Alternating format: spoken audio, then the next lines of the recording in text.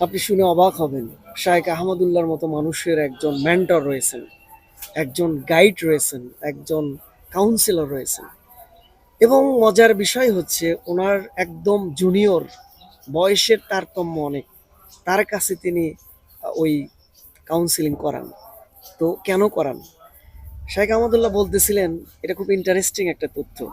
উনি বলতেছিলেন যে আমিও একটা সময় ফেসবুকে সময় কাটাচ্ছিলাম, রিলস দেখতেছিলাম একটার পর একটা।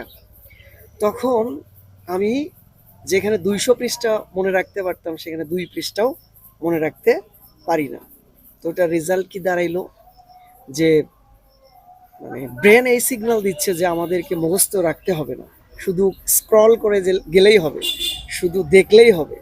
এই যে টেন্ডেন্সি, এই যে মেসেজটা মানে ব্রেনকে দেওয়া হচ্ছে, যার ফলে আমাদের ব্রেনের কার্যক্ষমতা কমে যাচ্ছে।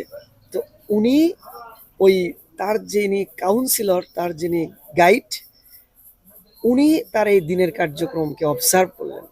তো দেখলেন যে যে দিনের অধিকাংশ সময়গুলো তিনি ওই ফেসবুকে কাটাচ্ছিলেন। তো এটা একটা মানে খারাপ রেজাল্ট হচ্ছে এইটা, যে আপনি যখন স্ক্রল করতেই থাকবেন তখন যেটা হবে, আপনার এই সকাল থেকে সন্ধ্যা পর্যন্ত যেই কাজগুলো করার কথা ছিল সেগুলোর দিক থেকে ফোকাস আপনার অন্য দিকে চলে যাবে। আপনি ডিমোটিভেট হয়ে যাবেন।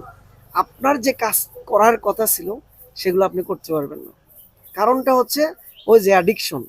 আমি বলতেছি না যে এটাকে একদম জেরো লেভেলে নিয়ে যান, আমি বলতেছি যে যতটা সম্ভব একটা নির্দিষ্ট সময়ে যে এগুলোকে চেক আউট করেন, যেহেতু আসতেই হবে আমাদের এই মাধ্যমটাতে। তো ওইটাতে সারাদিন পড়ে থেকে বা এটাই জীবনের লক্ষ্য বানিয়ে ফেললে আমাদের আরও যে ইম্পর্টেন্ট কাজগুলো রয়েছে, আরও যে গুরুত্বপূর্ণ কাজ রয়েছে জীবনের, সেটা এহলৌকিক হোক, পারলৌকিক হোক, কিংবা ব্যবসায়িক হোক, কিংবা চাকরির ক্ষেত্রে হোক, ওইগুলোর দিক থেকে ফোকাসটা আমাদের অন্য দিকে চলে যায়, অন্য ডাইমেনশনে চলে যায় আমাদের ওই আহ, মানে কাজগুলোতে আমরা আর মনোনিবেশ করতে পারি না। সো যেই বিষয়টা দাঁড়াইলো সেটা হচ্ছে নির্দিষ্ট বিষয় আমাদেরকে সিলেক্ট করতে হবে, দেখতে হবে।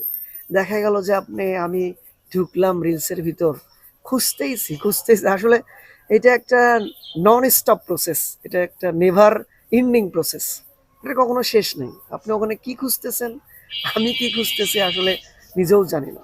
এটা একটা চলমান প্রক্রিয়া, সুতরাং এটা খুঁজতে খুঁজতে খুঁজতে খুঁজতে আপনি যদি একটা দিন জরিপ করেন যে জীবনের কতটুকু সময় এখানে আপনি ব্যয় করতেছেন, তো ওই সময়টা অন্য জায়গায় লাগালে, অন্য কাজে লাগাইলে জীবন আরো অনেক বেশি